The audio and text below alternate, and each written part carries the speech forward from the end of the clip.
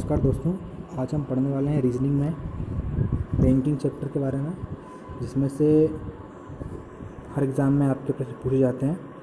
मैं आपको important question कराने वाला हूँ।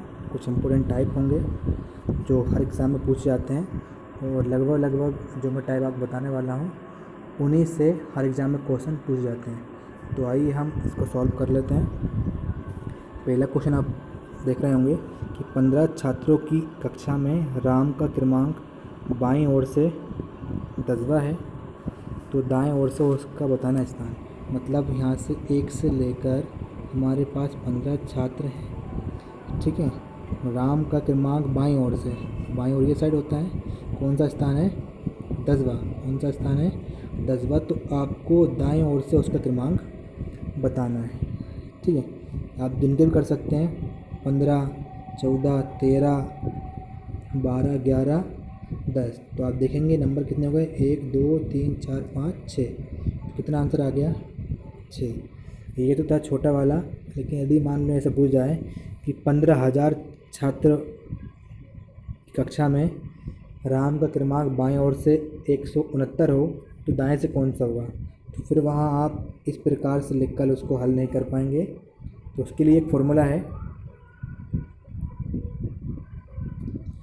जैसे कि मान लो n व्यक्ति हमारे कुल दिए गए हों, ठीक है, और किसी भी एक व्यक्ति का जिसका पूछा जाए हमसे, उसका किसी भी सिरे से या तो दाएं से या फिर बाएं से उसका स्थान हमने में क्या मान लिया? 1वां हो, तो उस व्यक्ति का दूसरे सिरे से दाएं का दिया होगा तो बाएं का निकालेंगे, बाएं का दिया होगा तो दाएं का निकालेंगे, ठीक है। हमसे पूछता यही है। तो फॉर्मूला क्या बन जाएगा कि n - x + 1, ठीक है। इसी फॉर्मूले को आप ढंग से पढ़ लेंगे तो इसी फॉर्मूले के बेस पर आपका पूरा रैंकिंग चैप्टर खत्म हो जाता है, ठीक है। तो इसी बेस पर हम एक जो हमने सवाल अभी पढ़ा है ऊपर, उसको हम कर लेते हैं। n हमारा यहाँ पर क्या होगा? कुल व्यक्ति होगा। x होगा हमारा दाएं या बाएं सिरे से स्थान, ठीक है। तो हमें निकालना होता है किसी अन्य सिरे से स्थान। तो यहाँ पर हमारा n था कुल विद्यार्थी 50, तो हमने रख दिया मान 50।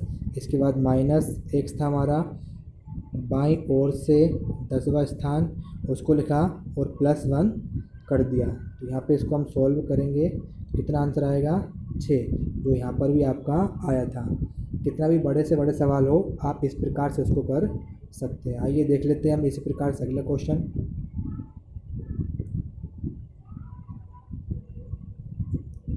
क्वेश्चन नंबर 2, जो कि आपका SSC 2011 में आया हुआ है। क्वेश्चन बोला गया है कि 80 लड़कों की कक्षा में एक लड़के का योग्यता श्रेणी में ऊपर से 43वां स्थान है, तो उसका नीचे से कौन सा स्थान होगा? ठीक है, मतलब 80 छात्रों की लिस्ट लगी हुई है, ऊपर से एक विद्यार्थी का स्थान कौन सा है? 43वां। तो आपको नीचे से निकालना है, ठीक है। जो मैंने अभी आपको पढ़ाया फॉर्मूला ऊपर, ये वाला, इसी फॉर्मूले का उपयोग होना है, ठीक है। तो यहाँ पर हमें ऊपर हम जानते हैं कि इस फॉर्मूले में n हमारा क्या आता है? कुल x होता है किसी भी स्थान से उसका स्थान ऊपर से नीचे या दाएं से बाएं, तो हमारा अन्य से स्थान पूछेगा। तो यहाँ भी वही दिया गया है। n मतलब कुल कितने लोग हैं? 80, रख दिया मान, माइनस का माइनस रहेगा। x मतलब उसका किस तरह से स्थान है, तो यहाँ पर कौन सा स्थान होगा? 43वां, ठीक है, और +1। तो इसको सॉल्व करें, कितना आएगा आंसर? 38वां। मतलब ये है कि उसका नीचे से स्थान कौन सा है? 38वां है। कौन सा है?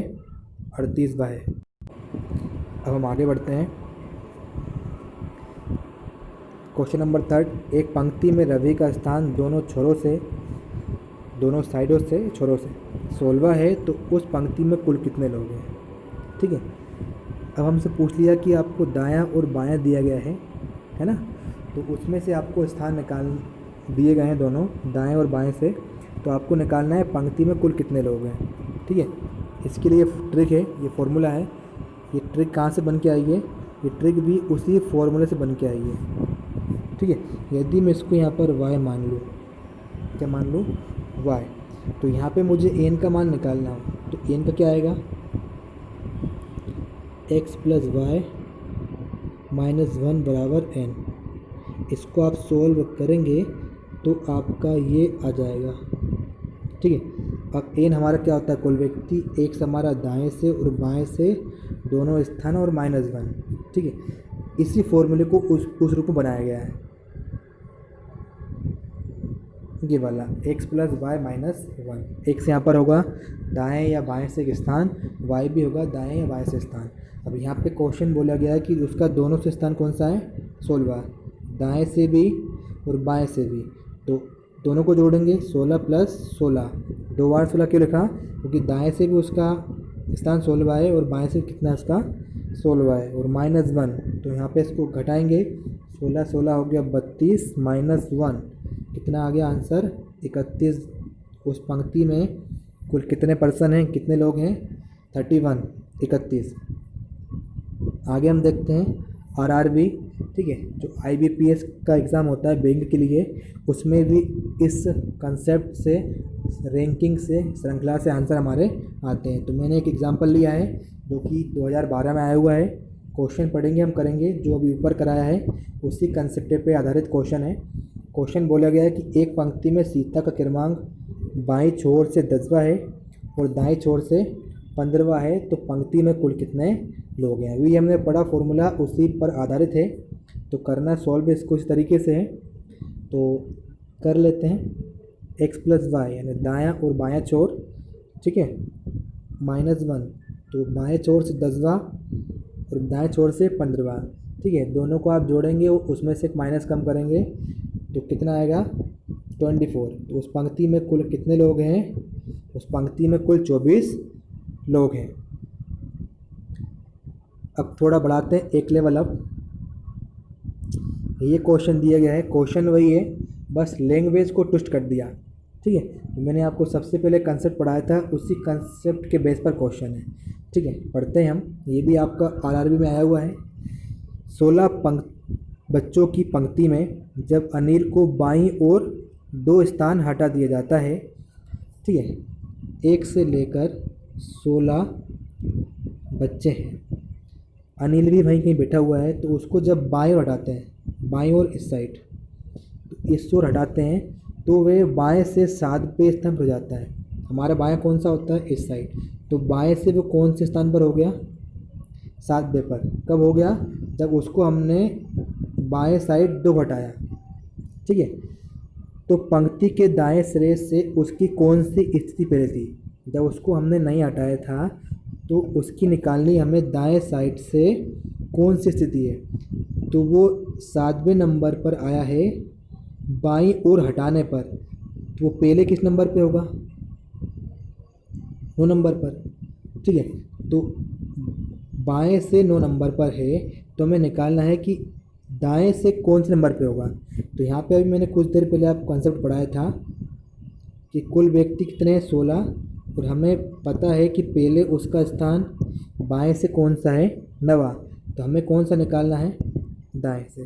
तो हमने जो सबसे पहले कॉन्सेप्ट पढ़ा था, क्वेश्चन पढ़ा था, उसमें था formula n minus x plus 1, तो उसी के बेस पर ये होना है, ठीक है।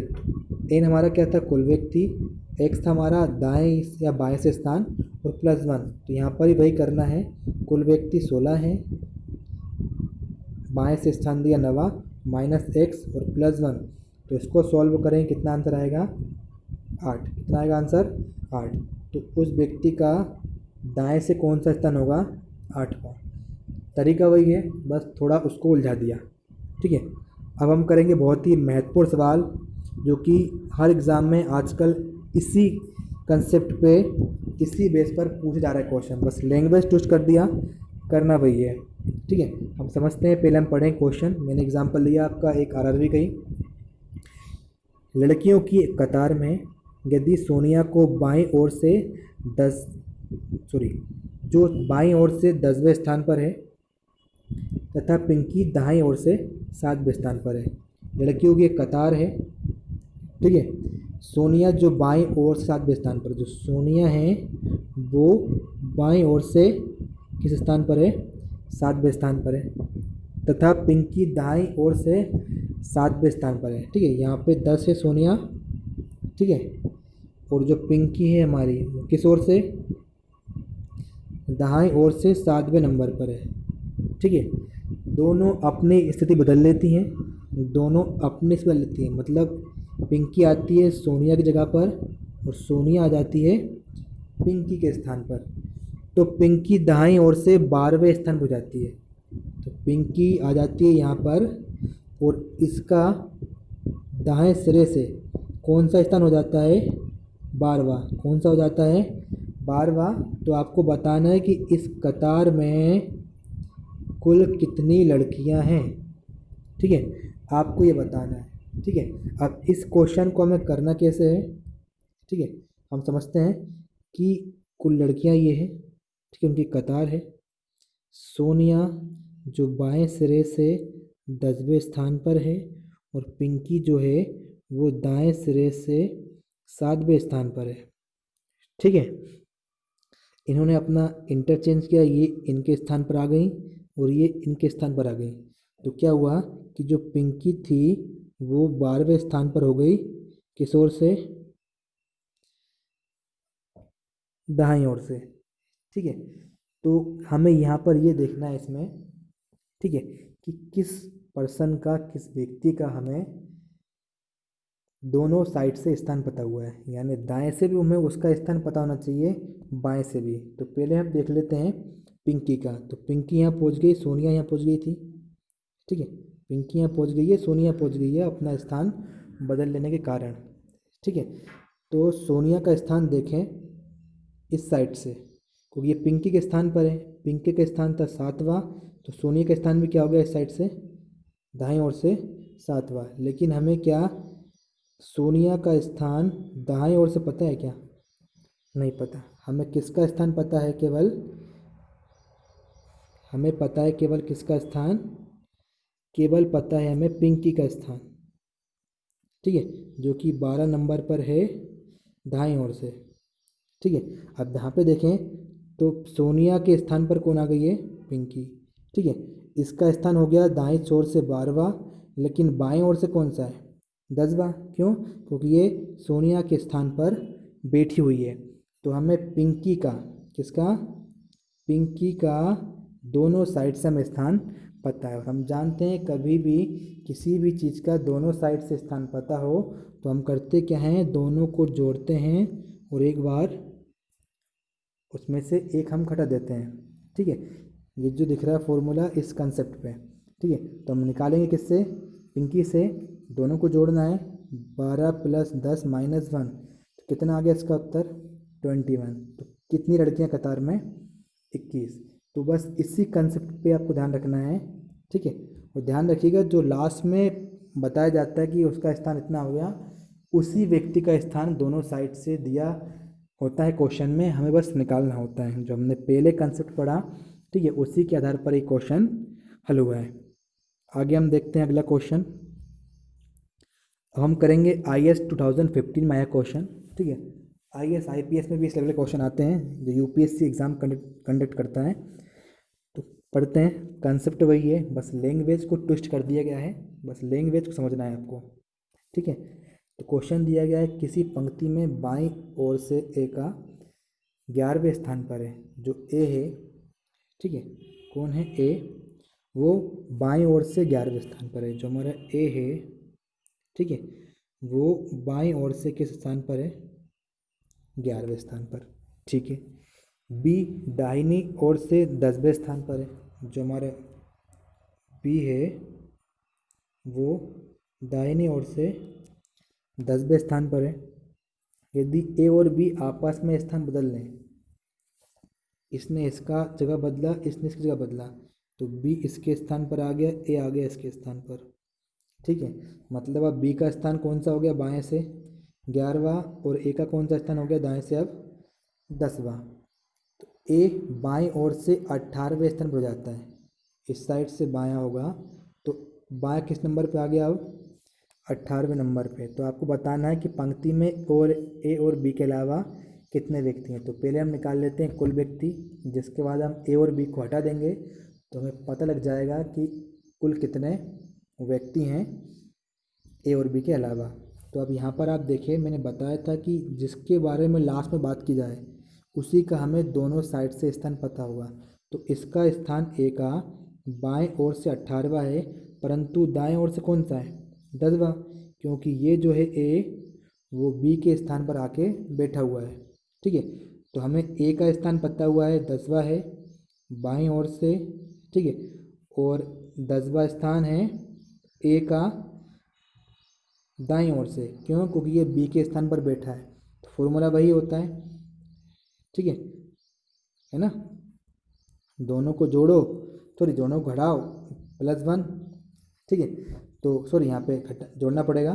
ठीक है, तो हम क्या करेंगे x + 1 - y, तो यहाँ पे हम 10 और 18, ठीक है 10 + 18 -